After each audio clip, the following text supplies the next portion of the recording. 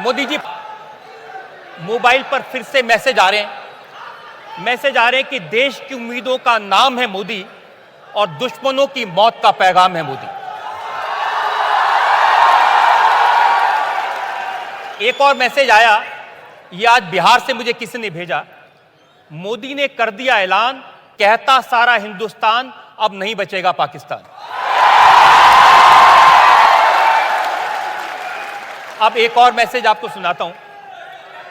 घर में घुसकर मारा है, कब्र तुम्हारी खोदी है, दिल्ली की गद्दी पर बैठा बाप तुम्हारा मोदी है।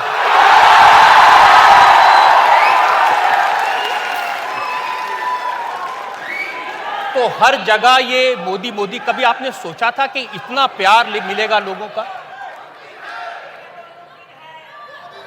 रजत जी, मैं आपका बहुत आभारी हूं। इंडिया टीवी के दर्शकों को मैं नमस्कार करता हूं।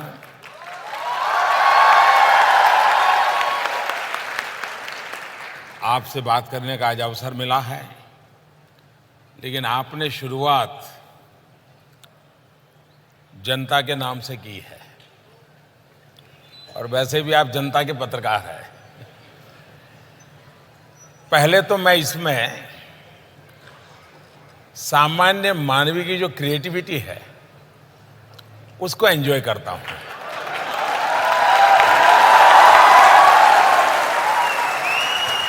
जहां तक मोदी का सवाल है, 2014 में पहली बार, मुझे याद तो नहीं कि इस प्रदेश में मैंने पहली बार ये सुना, लेकिन पहली बार ये शब्द मेरे कान में गूंजने लगे और उसको मीडिया ने भी उठा लिया।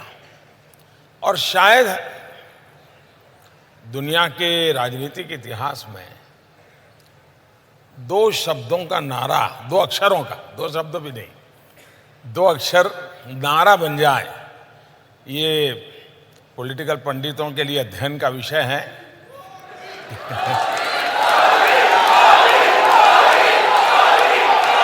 लेकिन जनता ने जो प्यार दिया है, जनता जिस प्यार से इन बातों को बताती है, उसमें किसी के प्रति गुस्सा भी है, किसी के प्रति नफरत भी है, और मोदी के प्रति प्यार से ज्यादा विश्वास और अपेक्षाएं हैं।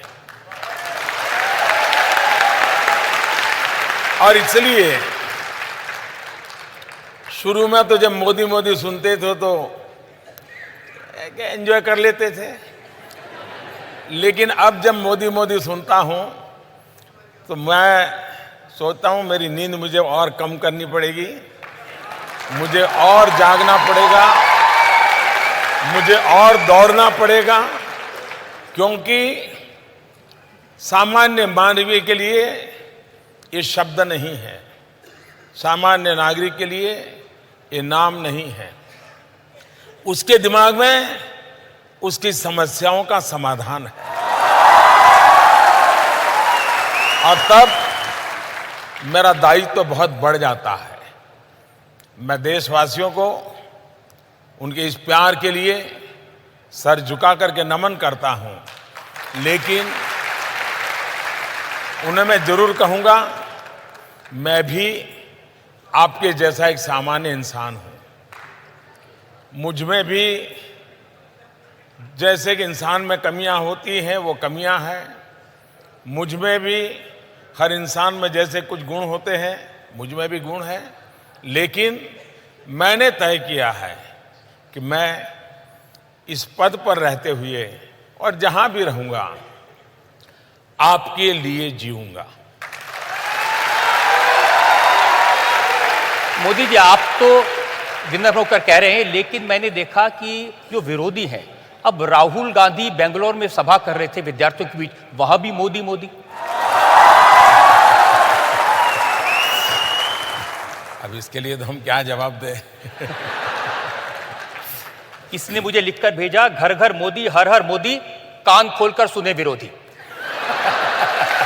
पहले जब प्रधानमंत्री बने तो सबसे बड़ी चिंता लोगों की थी, भाई ये तो गुजरात के मुख्यमंत्री रहे, कोई अनुभव नहीं है, विदेश नीति कैसे चलेगी।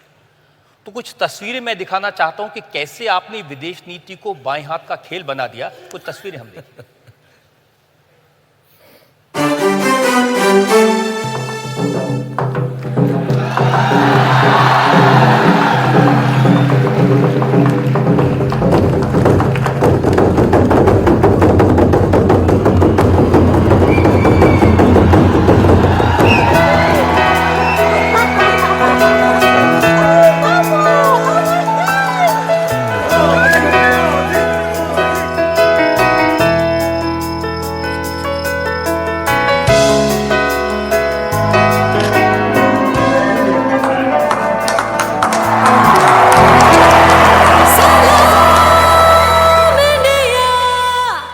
एक गरीब परिवार का कोई विदेशों में पढ़ा हुआ व्यक्ति ने एक चाय वाला इतने बड़े बड़े दुनिया के राष्ट्राध्यक्ष इतना नॉर्मल।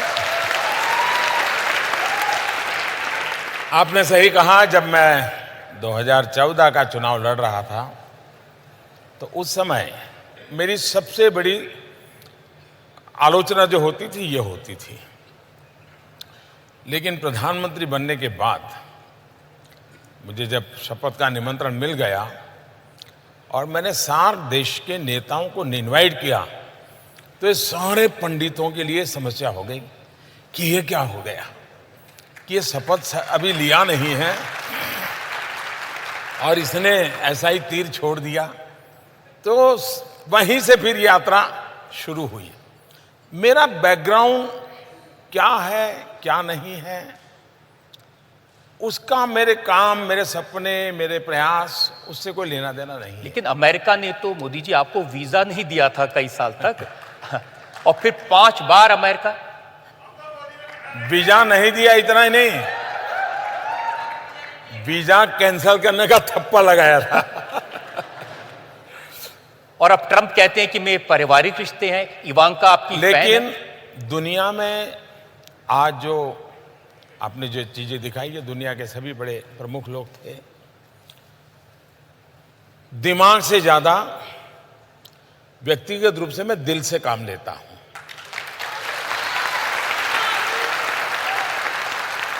जब टेबल पर बैठते हैं, आमने सामने बैठते हैं, तो उसमें दिमाग प्रमुख होता है, लेकिन टेबल पर से उठते हैं तो दिल से जुड़ने की कोशिश करता हूं मैं। और मेरी इतनी समझ है कि बाकी चीजें एक और है, आपकी पर्सनल केमिस्ट्री कैसी है वो मैटर करती है। और उस बात को मैंने करने की बड़ी कोशिश की। इससे भी ज्यादा पूर्ण बहुमत की सरकार, हमारे देश में हमारे पॉलिटिकल पंडित भी इसकी ताकत नहीं समझते हैं। 30 साल तक देश में पूर्ण बहुमत की सरकार न होने का एक सबसे बड़ा खामियाजा विश्व में हमारी स्वीकृति के लिए एक सवालिया निशान बन गया। कोई भी देश होता था, यार ये कितने दिन रहेगा, ये निर्णय करेगा कौन, मानेगा। मैं विदेश नीति की सफलता के पीछे दुनिया के देशों की भारत के प्रति जो भाव जगा है उसका सबसे पहला क्रेडिट इस देश के 130 करोड़ नागरिकों को देता हूं। 2014 में 30 साल के बाद उन्होंने पूर्ण बहुमत वाली सरकार बनाई। उस सरकार का परिणाम है कि दुनिया के देशों को भारत के प्रति एक विश्वास पैदा हुआ है। पूर्ण बहुमत की सरकार की बहुत ताकत होती है। इस चुनाव में भी मैं देशवासियों को यही कहता हूं कि भारत जैसे विशाल देश और आने वाले दिनों में एशिया की सेंचुरी की जब चर्चा करते हैं तब भारत का रुतबा और बढ़े, ये हिंदुस्तान की 21वीं सदी के लिए उपयोगी है। इसलिए सरकार पूर्ण बहुमत की ही चुननी चाहिए। पूर्ण बहुमत वाली सरकार अपने साथी दलों को साथ रख करके आगे बढ़े, ये भी भारत की विशेषताओं के कारण आवश्यक है। दूसरी बात, आपने अगर पूरी तरह एनालिसिस किया होगा तो मैं कभी ये कोशिश नहीं करता हूं कि जो नेता मुझे मिल रहा है उसके विषय में मैंने क्या पढ़ा है, क्या सुना है, उसका बैकग्राउंड क्या है, वो क्या सोचता है। जब मैं 1 to 1 मिलता हूं तो मैं उन बैगेजेस को दिमाग में भर के नहीं मिलता हूं। वो जैसा है वैसा मैं उनसे मिलता हूं और मेरे फर्स्ट एक्सपीरियंस के आधार पर चीज़ों को मैं स्टेप बाय स्टेप आगे ले जाता हूं। उसके कारण सामने वाले को भी एक समाधान होता है। वरना दुनिया के किसी नेता के विषय में प्रोफाइल पढ़ के जाओगे तो 50 की चीज़ें होती हैं, उससे कभी हम सही मूल्यांकन नहीं कर पाते। और तीसरी बात, कोई भी बात करूं, मेरे दिल में कभी ये इच्छा नहीं रहती है कि मैं अपना प्रभाव छोड़ के आऊं। ये बिल्कुल मेरे मन में इच्छा नहीं रहती है।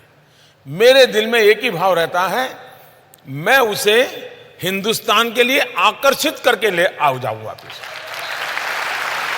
उसको भारत के लिए अट्रैक्ट करूं।